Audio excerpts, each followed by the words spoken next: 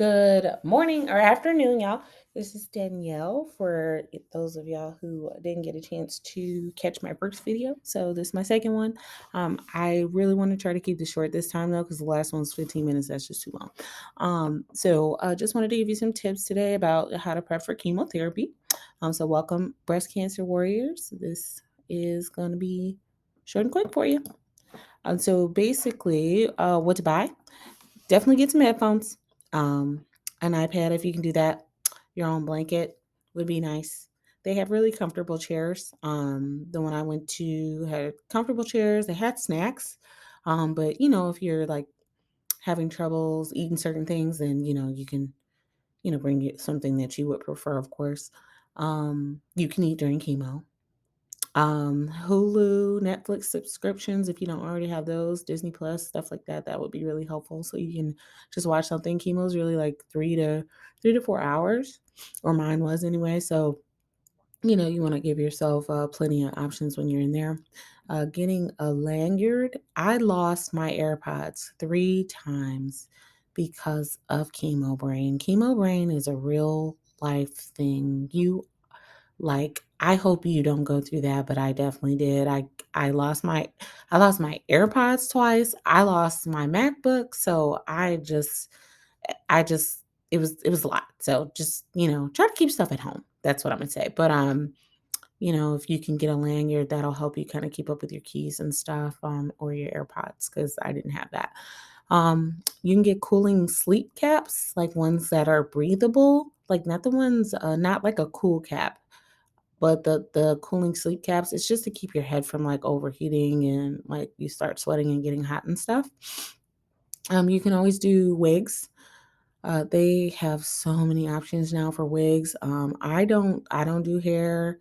Um, I'm not that's just not a God-given skill that I have, but you can do like ready to wear wigs, like glueless wigs. There are so many options with that. Or you can just do head scarves and stuff if that's, if you're just having a day. There's some days I don't feel like going through all that. So head scarves are equally as beautiful. So you can get sleeping masks. Sometimes you're gonna get like chemo headaches. So they feel a bit like a migraine. But cutting out all the light is gonna be helpful for you, so you can really shut your eyes and not have to worry about that. Blackout curtains are pretty helpful too, just to keep the light out. Eyebrow pencils. I'm not sure how you you feel about your looks and stuff, but it's my brows are like half existent, so I had to draw them in. You can always go to do the microdermabrasion, like, but you had to do it beforehand, before you start treatment and stuff, because you don't want to risk infection. Wireless bras are pretty helpful. Target has some really really good ones. I feel like you're not wearing anything at all. It's by a True and Company. Those are like the best, because I experienced some breast pain. So hopefully you don't have that problem, but I did, especially after uh, the samples that they took out. That was kind of, it's like the beginning of it starting to hurt and stuff. So if you have port pillows, you can get those off of Amazon. They're little cute pillows that wrap around the belt, so you can put that around your port. I would also recommend like ice packs for that, because sometimes it, like, especially when you first get it put in, it can hurt for a little while. It's not terrible, but you'll feel, you're gonna feel that something is there. So the swelling and stuff, that might be a little uncomfortable for you. So the ice packs should help.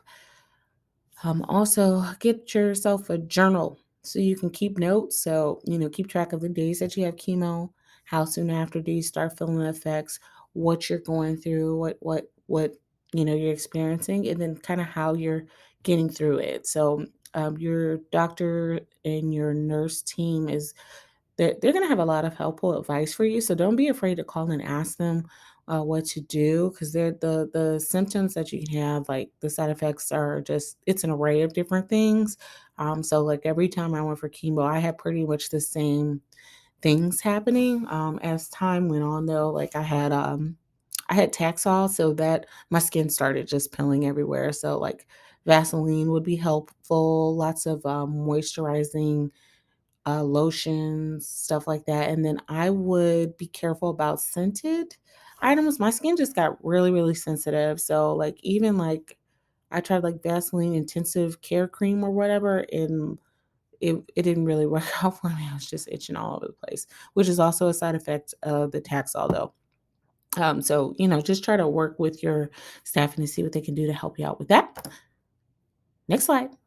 With the food, basically, you're gonna have to eat what you can when you can, and if you wake up and you got a taste for something, just go get it right away or have someone go get it for you right away. Try to manage your eating time. So, like, if you're not getting a lot, like, say you have a yogurt for breakfast and you may want to eat again, like, within the next 2 hours, to try to keep your strength up. Bland foods, like no spicy foods. You're not gonna want it. And sometimes certain things can cause like a gag reflex and stuff. Like it might cause you to become nauseous. So just be careful of that. What you're eating and just all smells in general, because some things you're gonna smell a little bit stronger, So just pay attention to that. And then if you're finding that you're getting nauseous when you're eating, no matter what it is, just take like a few bites and put it away.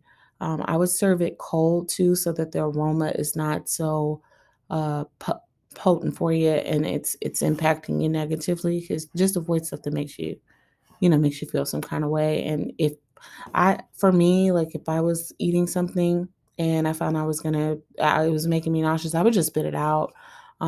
If it's something that was not a bland food. So I ate a lot of pancakes, eggs, toast, like just random stuff. So but whatever you can eat, just eat because you got to maintain your strength. That's the worst part. Um, of the side effects if you're not eating. So keep your strength up. All right. So, ensure drinks are really helpful too, especially if you're not getting a lot of nutrition. That'll help you, get through the hardest days if you can. So just put them in the refrigerator, not the freezer though, not the freezer. It'll ruin them. So the refrigerator, serve it cold and drink it fast. Though that's probably the biggest lifesaver I can tell you for that loss of appetite and nausea and can't keep stuff down. That's the best part. Make sure you're getting plenty of water. It took me a couple of times to just find a water that I could even stand. And then when I started the next set of chemo, the water was different. So, just keep it on deck, keep it cold. There's IV in a bottle if you're really not getting good hydration. Pedialyte, Gatorade, those are always going to be, on the table, but try to keep hydrated. That's a huge part of it because you got to flush those meds through your system. Smoothies are helpful too because you can put a little pea protein in there or whatever type of protein you like in there. And actually, I believe you're supposed to avoid whey, so ask your doctor about that. I'm not a doctor, but ask your doctor about that. But smoothies can be helpful when you're not eating applesauce, some soups, and mashed potatoes. So just as many bland things you can find that's going to help you out there. So you are stronger than, this is going to be a challenge for you, to try to push through how you're feeling and try to get through it. So I just want to encourage you to just keep a positive mindset because that's like half the battle, and pay attention to how you are feeling and try to do things that combat that. So if you're, fatigued or you're not feeling well, lay down, take a nap, try to get through it because every day you're going to be feeling something. So you want to try to offset it as much as you can. All right, so let's go through some side effects and like how to get around them. Basically, the nausea and feeling sick, the anti-nausea meds are going to be your best tool to get around that. Sometimes, at some point, like some of the meds became too strong for me and caused other negative side effects. So, but they have a whole bunch of ways that you can get around it. So they've got injections, they can do it IV drip into the veins, they can do skin patches for you. There are tablets that dissolve in your mouth. So there are just so many anti-nausea options that you could take. So do not let yourself feel bad in that way. Call your doctor every time you're not feeling good and try to get some advice from one of the nurses or doctor on your team so that they can help you out. Fatigue, my best advice is just don't do too much. Don't make any plans. Ask for help as often as you can, and rest. If you don't feel like doing something, just don't do it. Just don't do it, because it's so taxing on you to, there were times I couldn't even go to the bathroom without being exhausted, and that's real. Like, or wash the dishes or cook myself food. So, ask for help. You have to ask for help. If you don't have family or friend support around you, then get with your social worker, because they do have nurses that will come out and check on you and see about you. So, they can do meals, they can, help you get around, stuff like that. So just, don't be afraid to ask. Closed mouths don't get fed. The sore mouth can be a thing too. So my best advice for you is try to keep hydrated. Stay away from like all mouthwashes with alcohol in 'em, like Listerine. That's too strong. Um, Make sure you're brushing your teeth like after every meal. Like, definitely try to keep up on that. Your doctor may tell you not to floss because of the it may cause your gums to bleed, and with the chemo it can cause like infection, so just be really careful with that, okay? But they do have like a magic mouthwash rinse for mouth sores. Sometimes you can develop mouth sores in your mouth, or tenderness. So just try to be cognizant of the things that are ailing you so that you can speak to them. Because you're going to be fatigued, it's going to be harder for you to keep up with stuff. So that's why the journal is going to be really important. So you can remember to talk to your doctor about the struggles that you're having so they can recommend something for you. Hair loss is probably the most difficult part, that like like that image thing as a young woman is just a thing. It's a thing. But there are ways to get around it. You don't have to look like what you're going through, okay? So buy a wig. There are plenty of YouTube videos on here to teach you how to do it. And I'm telling you, doing hair is not my God-given talent. That is the last thing that I know how to do. So I recommend just getting on there. You're gonna have plenty of time to look at that. And just see how to put it on. You can even get the glueless ones where you don't have to do anything but cut the lace. So, try to do things that make you feel better ultimately. And then not everybody loses their hair through chemo. So you might have a little thinning, or you might not lose your hair at all, which is fine.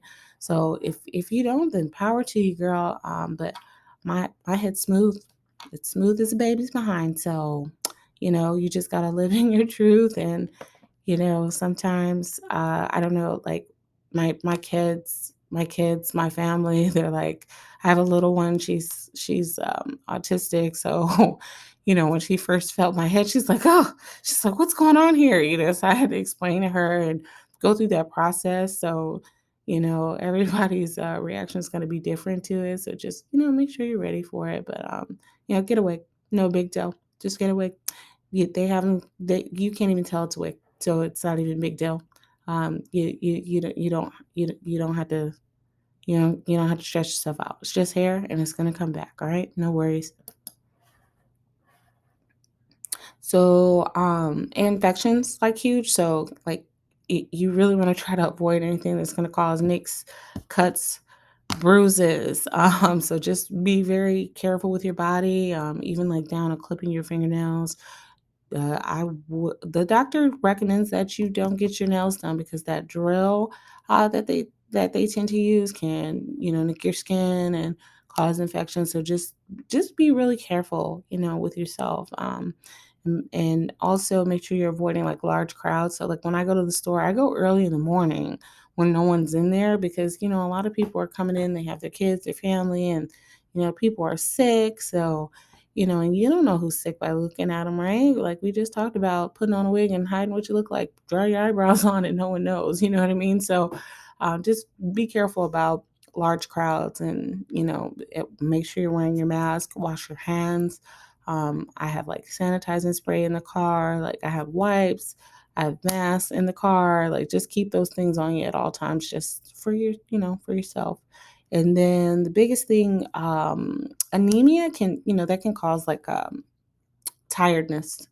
So, just watch what you're eating. But if you can try to eat iron-rich foods, that'll help. You can even ask your doctor about just taking an iron pill, but just be cautious because that can cause constipation on the back end. So be careful about that. But dried fruits like apricots, your doctor may tell you not to eat dark green leafy vegetables because sometimes they have issues. So you want to be careful with that, but just ask your doctor what they think and, do your research and see.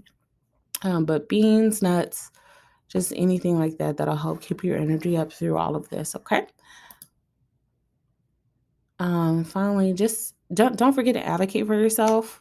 So, like I said, write it down how you're feeling, and don't let those doctors tell you, well, it's just the chemo. See what they can do about it, to help you out, and then ask them what they would do because a lot of them haven't even gone through chemotherapy, so my doctors tended to be a little bit more dismissive, and they'd be like, "No, it's just the chemo. It's just the chemo." But it's like, okay, but does that mean I had to feel like crap the whole time? Like, or what can you do to help me out? So just advocate for yourself. Take people with you if you can. To the doctors, I know COVID-19 is a thing, so they limit the number of people that are able to come in. But if you can, have somebody with you, that will be helpful too, just in case. So if you have any questions, comment below. If there's anything you want to see a video about, just let me know. But I just wanted to kind of get some information out there to help you out.